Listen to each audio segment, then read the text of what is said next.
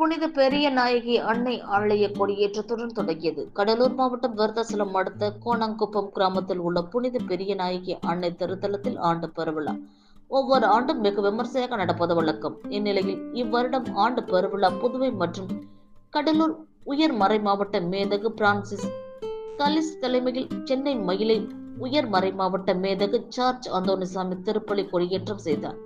இதில் மேனாள் கோட்டாறு மறைமாவட்ட மேதகு ஆயர் பீட்டர் ரெமிஜியூஸ் தலைமையில் சிறப்பு திருப்பலி பிரார்த்தனை கூட்டம் நடைபெற்றது.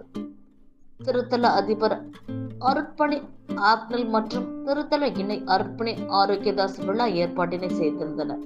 பின்பு மேலதாளம் முழங்க வான வேடிக்கையுடன் ஆலயம் முன்புள்ள கொடிமரத்தில் புனித பெரிய நாயகி அன்னை ஓவியம் பொறிக்கப்பட்ட கொடி ஏற்றப்பட்டது.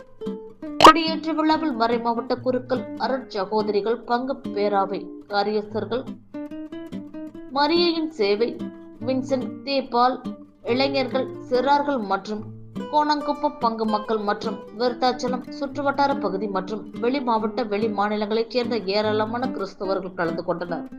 இதனைத் தொடர்ந்து ஒவ்வொரு நாளும் சிறப்பு திருப்பலி நடைபெறும். வருகின்ற 23ஆம் தேதி காலையில் திருப்பலி விழாவும் இரவு 9 மணி அளவில் புனித பெரிய நாயகி அன்னை தேர் பவனி விமர்சையாக நடைபெற உள்ளது.